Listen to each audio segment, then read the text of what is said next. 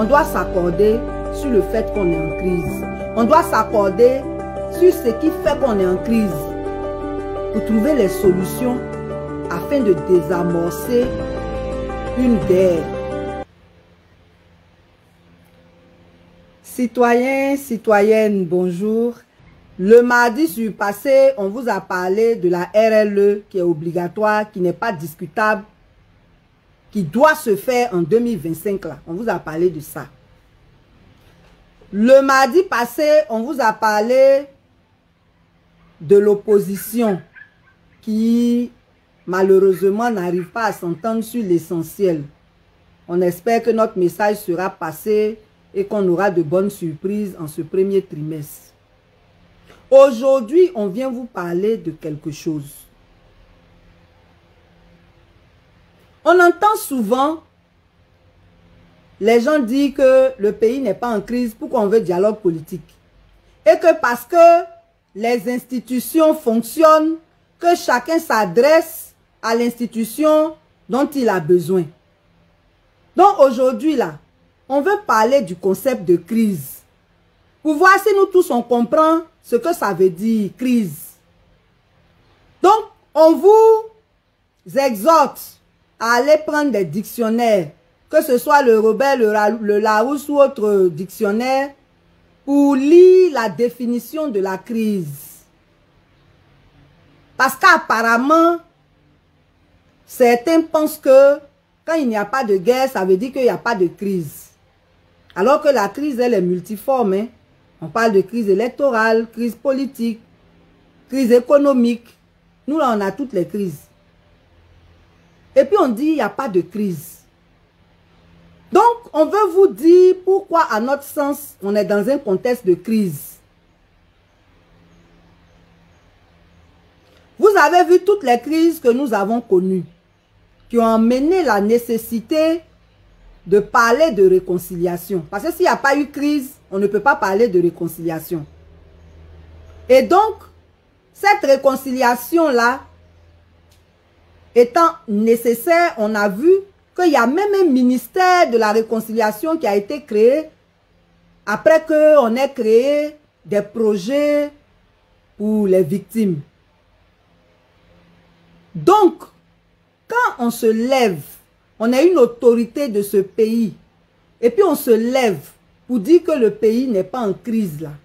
On se base sur quoi? On se base sur quoi? Pour dire que le pays n'est pas en crise. Donc, il n'y a pas besoin de dialogue politique. Parce que comme nous les Ivoiriens, on aime plaisanter, on a coutume de dire que il y a deux mondes. Et puis on prend pour rire. Mais c'est sérieux.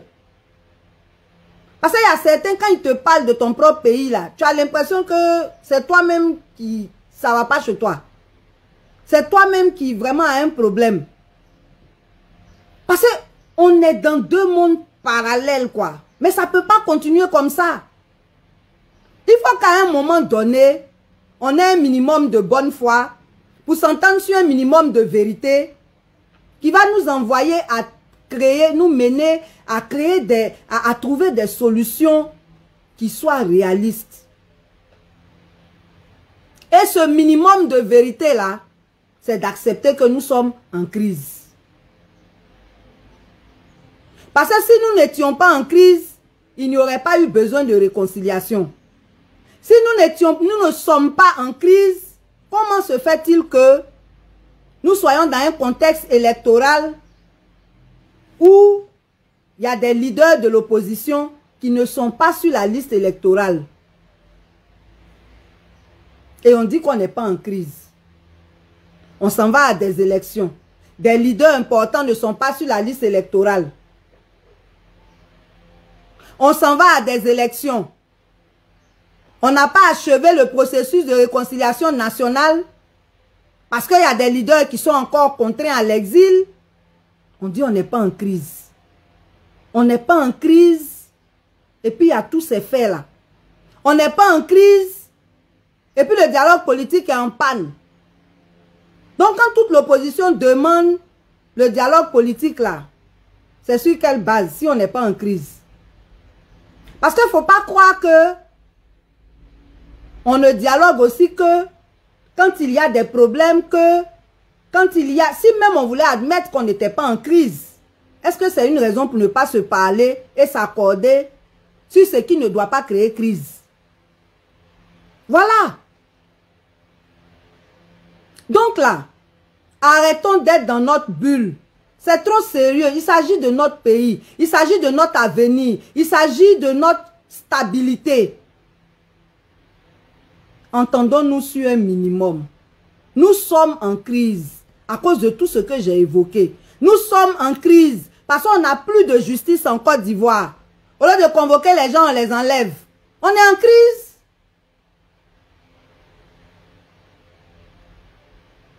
Nous sommes en crise, il faut l'accepter pour qu'on puisse trouver les bonnes solutions. Les conflits communautaires ont ressurgi, vous voyez ça et là, ce qui se passe. Et on dit qu'on n'est pas en crise. Vraiment, nous, on est inquiets. Parce que quand vous allez prendre les différentes définitions de la crise, vous allez voir que c'est un malaise profond. Mais le malaise, il est là. Nous tous, on a peur des futures élections. C'est un malaise. Le malaise, il est là. Quand on dit que c'est la menace pour un système, quand un système est menacé là, on appelle ça crise. Mais on est menacé par les élections. On est menacé par le manque de dialogue entre le pouvoir en place et l'opposition. On est menacé par tous ces dysfonctionnements qui ont cours. On est en crise. On est en crise. Donc ceux qui croient qu'on est dans un jeu là, ressaisissez-vous. On n'est pas dans un jeu. Il s'agit de notre pays. Il s'agit de notre paix. Il s'agit de notre avenir. On doit s'accorder. On doit s'accorder sur le fait qu'on est en crise. On doit s'accorder sur ce qui fait qu'on est en crise.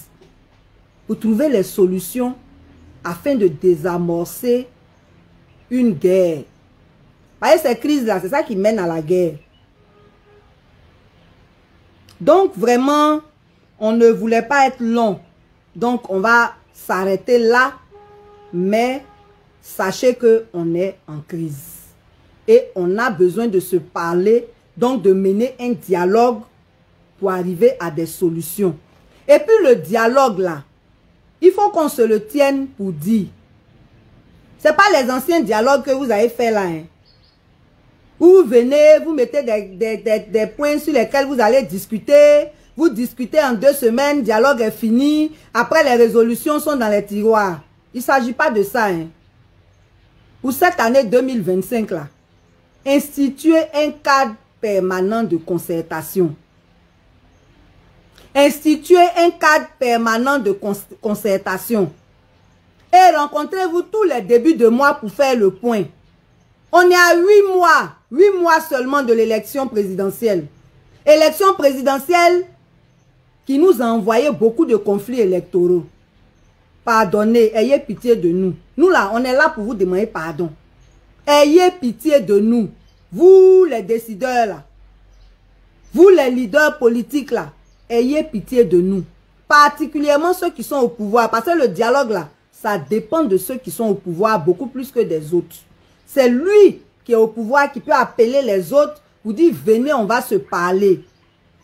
Parlez-vous, ça va apaiser le climat. On va aller tranquillement à ces élections-là. Et pour une fois, on va avoir passation de charge entre un ancien président et un nouveau président. Ou alors, nous tous, on va applaudir le président réélu. Pardonnez. En tout cas, que Dieu vous inspire, que Dieu vous parle. Ayez pitié de nous.